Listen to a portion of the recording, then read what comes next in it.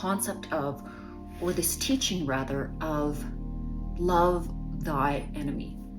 I always like to meditate on teachings and principles and really try to discern and dissect the meaning of, why these phrases or these concepts have had such a long-standing effect on humanity, and also look at the possible incorrectness of the teaching as well, as it's been laid out, over various centuries.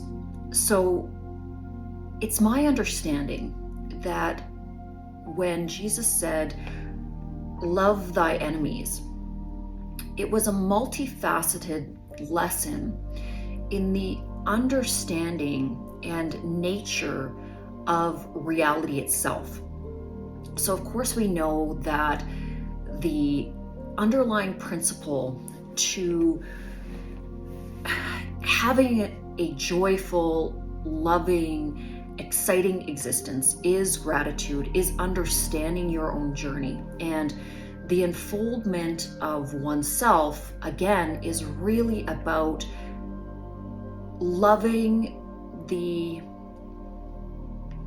out manifestation of what you are in context to others, in context to the journey, in context to the fulfillment of your own dreams and destiny.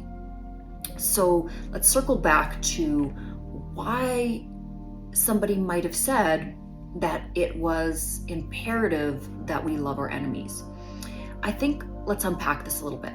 First of all, one of the most important things in this statement is for the pupil to understand that what your conception is, or your perception of reality is inherently incorrect. So truly on your path, there are no specific enemies of you. Everything which you perceive to be in opposition of your own will or your own desire is truly the universe mirroring back to you either something within your own desire that you need to make an adjustment with, or it is providing context to further your own journey. So let me provide a little bit of an example for this. Okay, so let's say in the infancy of, so let me provide a little bit of an example for this. Okay, so let's say in the infancy of your creation, of your life, you want to be a very successful business person. You want to do great things. You want to be a leader. Well, we're not born with these characteristics. So because of this will, because of the will that you have joined with the will of all that is, Spirit, Father, whatever it is that you utilize to understand your connection with the pervasive underlying creation force, you are now going to have to be molded into this desired experience. So what the universe starts to do is it starts to provide context. It starts to provide contrast so that you learn how to become that thing that you are calling forth. So everything that is truly, or which you perceive to be in opposition of yourself, is asking or calling you to be better because of its opposition, because of that duality that it's creating.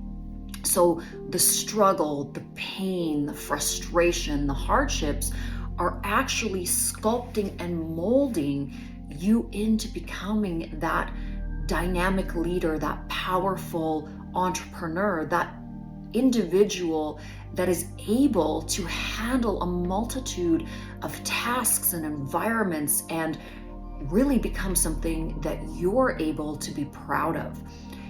But if we see it from the incorrect perspective of not truly honoring that opposition, we are not giving the gratitude back to the universe of the gift of duality. So that enemy in and of itself is not an enemy. It's not an enemy of yours.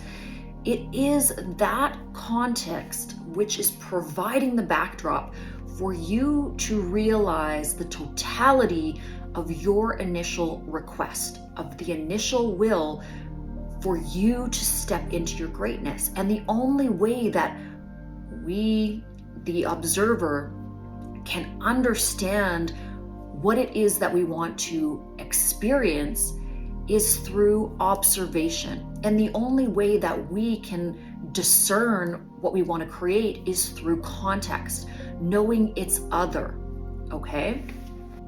Your enemy, to love that which is in opposition to you, is to circle back to this deep truth that the universe is always creating on your behalf. And everything, absolutely everything, even that which the lower mind or the lower aspects of conception see as an enemy, is still there to provide education for you, is to whittle you into this perfect sculpture of what you've requested. So in and of that teaching, how we become, or how we come to see from a higher perspective, is we start to really love that context, really sink into the teachings of that struggle, and realize that that which is our enemy is actually our friend. It is actually the universe creating what we've asked for. Yes, it's providing context. Yes, it's providing duality. Yes, it's calling you to be a higher version of yourself. So love it, let it go, and realize that the path that you're on is exactly where you need to be, so that you can become the truest realization of your own perfect dream. Everything in terms of Earth, in terms of our own lives and what we're creating, is about the creation story.